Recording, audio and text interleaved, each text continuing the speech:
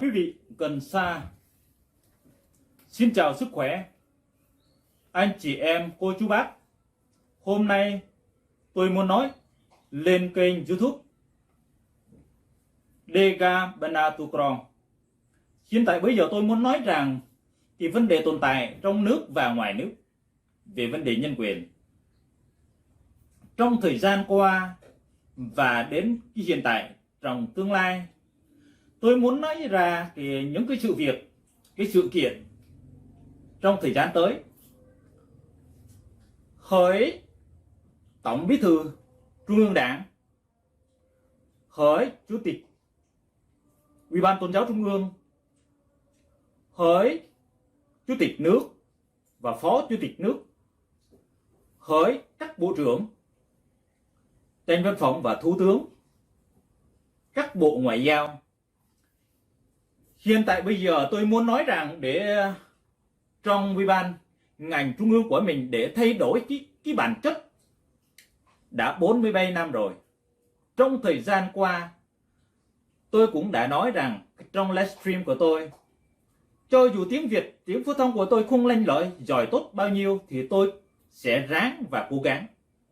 Bởi vì là trong thời gian tới sẽ có cái sự kiện trong nước và ngoài nước.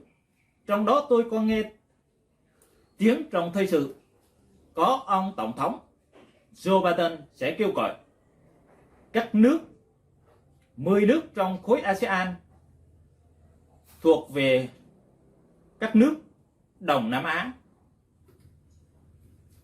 nói bàn bạc về vấn đề tự do nhân quyền, tự do đi lại, tự do tôn giáo. Trong đó cũng có người lãnh đạo thủ tướng của Nhật Bản tên là Fumio Kishida.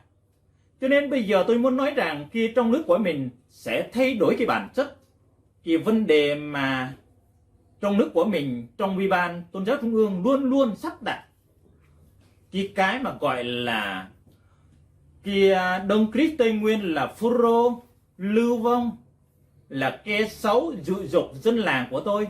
Không phải là hẳn như vậy, hay là cái hội thánh Tin Lành Tin Hữu, hay là hội thánh Tin Lành Độc Lập của người Dega.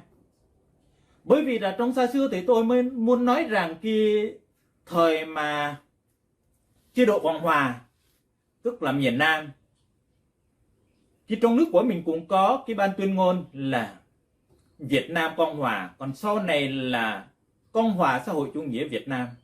Cái thời bao cấp là nước Cộng Hòa Xã hội Chủ nghĩa Việt Nam, tức là nước Việt Nam Dân Chủ Cộng Hòa cũng có cái trong đó.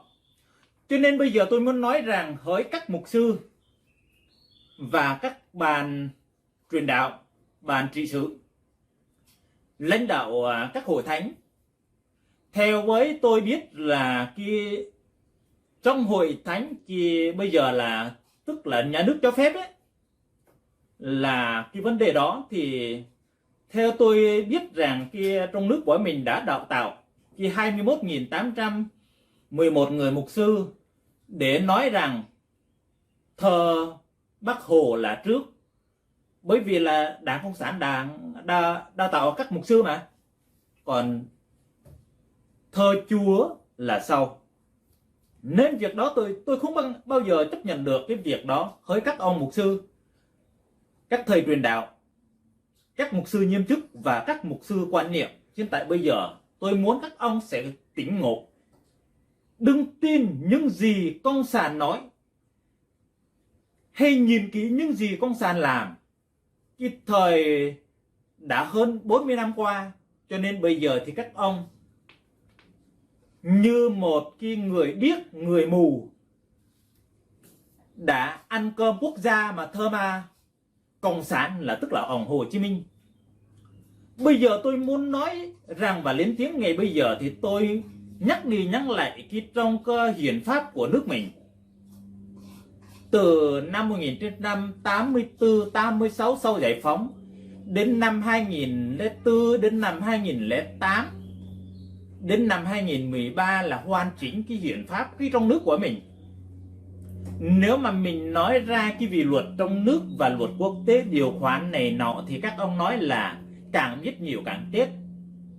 Trong lúc tôi đang ở trại giam Hà Nam, Nam Hà, cái bên thuộc về xã Ba Sao, huyện Phố Lý, tỉnh Hà Nam. Lúc đó thì tôi đang đi cải tạo, tức là thi hành án. Tôi cảm thấy những cái bất lợi và cái bất công và khúc mắc trong nước vẫn còn cho đến ngày bây giờ. Thì như ông cục trưởng cục quản lý an ninh nội địa, như ông thiếu tướng Bùi Thanh Hà mới nói sẽ tiêu diệt, tức là nói là nhổ tận gốc trọc tận rễ, tức là tiêu diệt diệt chủng cái bọn phản động lưu vong Pharaoh và nhà nước Dega, là mơ hồ, là bớt tiền này nọ và đi biểu tình bạo loạn này nọ như các ông đã đô thưa cho chúng tôi.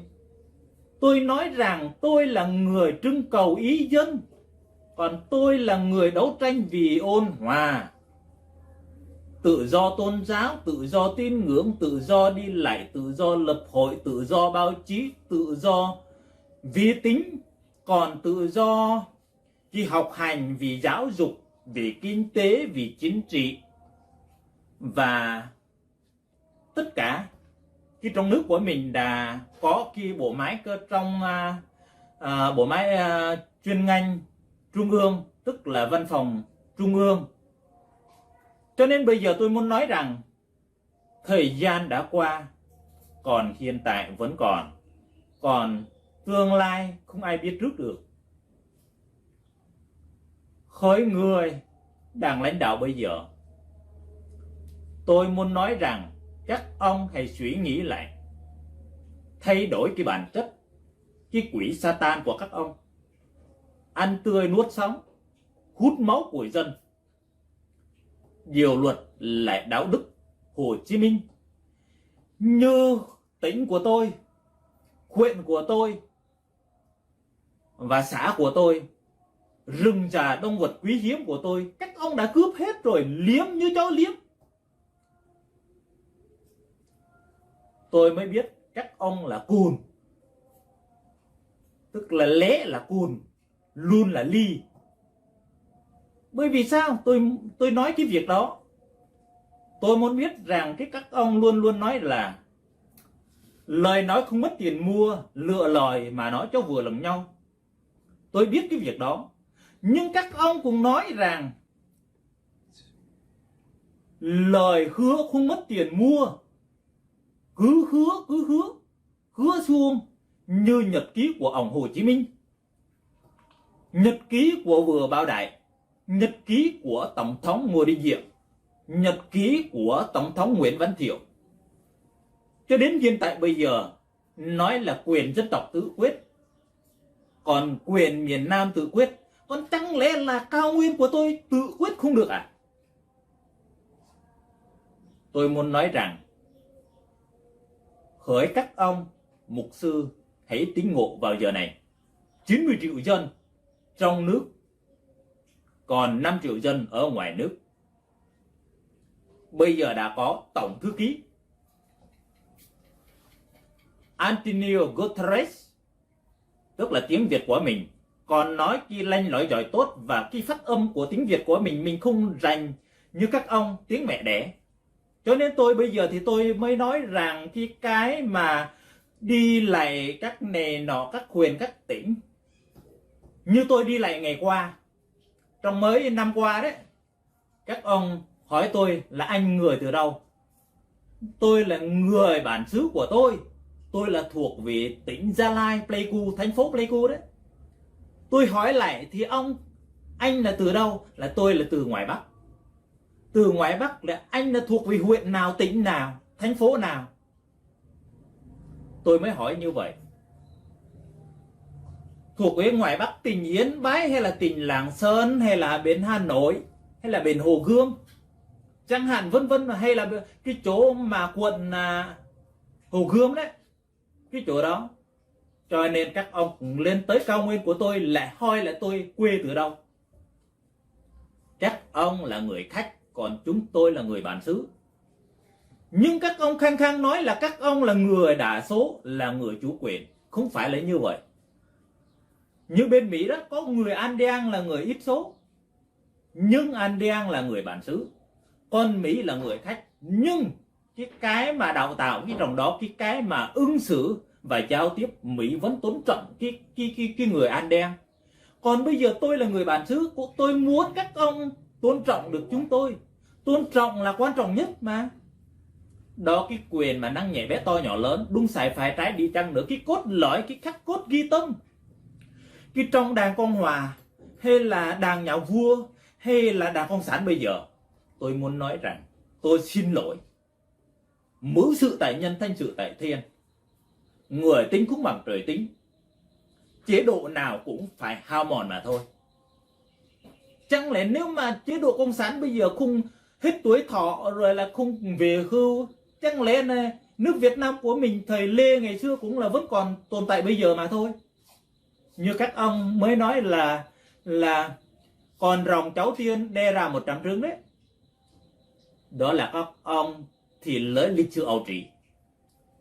Trẻ con 3 tuổi cũng không bằng. Tôi nói rằng nhắc đi nhắc lại mà thôi. Tôi để giải quyết và giải hoại dân tộc mà thôi. Tôi không có súng đạn nhé. Tôi không có xe tăng, máy bay như các ông. Tôi chỉ bắn các ông bằng lời nói này thôi, để các ông tinh ngộ lại. Nếu mà chúng tôi muốn giết các ông cũng là từ ngày xưa rồi, từ thời anh hùng núp rồi. Các ông cụ bà của tôi đã nuôi các ông biết bao, không phải là tôi kể công. Tôi để nhắc lại mà thôi. Mà cuối cùng thì các ông thì lấy ơn bội nghĩa, ăn cháo đáy bát, ăn cơm đá son và cứt vào son luôn. Cái đó là không bao giờ chấp nhận được. Tôi biết các ông có vì tính, có Vinasa 1, có Vinasa 2. Chắc có lẽ trong vi ban trung ương bây giờ đang theo dõi tôi. Nhưng tôi luôn luôn nói ra sự thật mà thôi. Tôi có Chúa. Chúa tạo nên các ông, không phải là Hồ Chí Minh tạo nên các ông.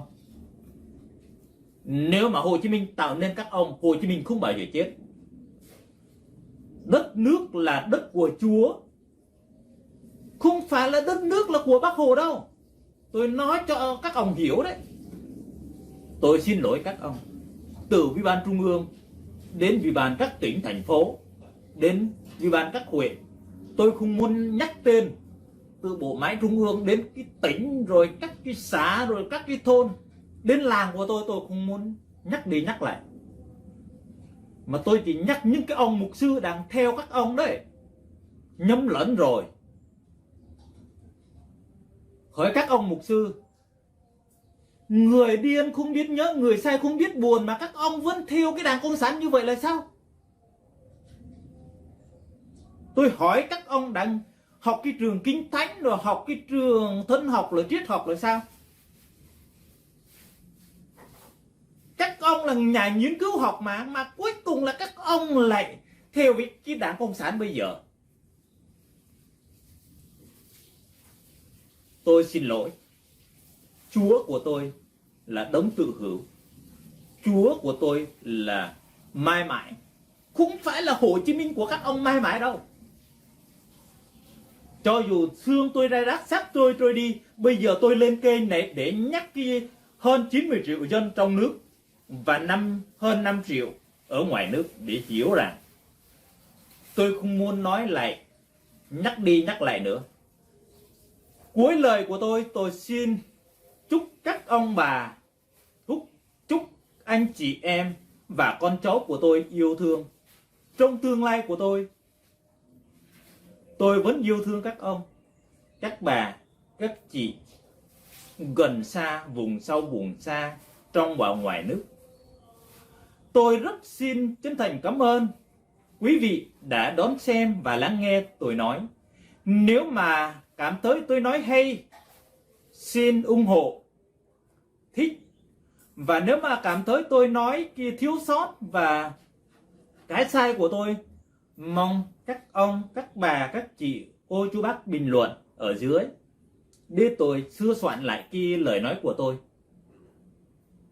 Và nếu mà các ông bà cảm thấy nó hay chia sẻ cái vùng sâu vùng xa trong và ngoài nước để tôi tiếp tục cái rèn luyện cái lưỡi của tôi. Tôi không có súng đạn, tôi chỉ bắn cộng sản bằng lời nói của tôi mà thôi. Tôi mới nói ngày qua thì trong 47 năm rồi thì ngày quốc hận của mình vẫn còn.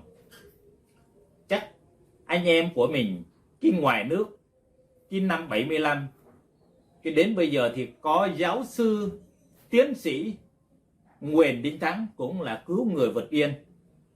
Thì trong ngày qua thì chúng tôi cũng đã họp bình luận với nhau và hội luận với nhau khi trong vấn đề nhân quyền trong nước và ngoài nước và đi lại tất cả mọi việc, thì ông giáo sư tiến sĩ Nguyễn Đình Thắng cũng nói rất là chuẩn và rất là hay năn nỉ tôi và để tôi cố gắng miễn làm sao quá khứ của chúng ta vẫn còn, nhưng chúng ta ngồi bàn tròn và hòa giải dân tộc để xin lỗi với nhau.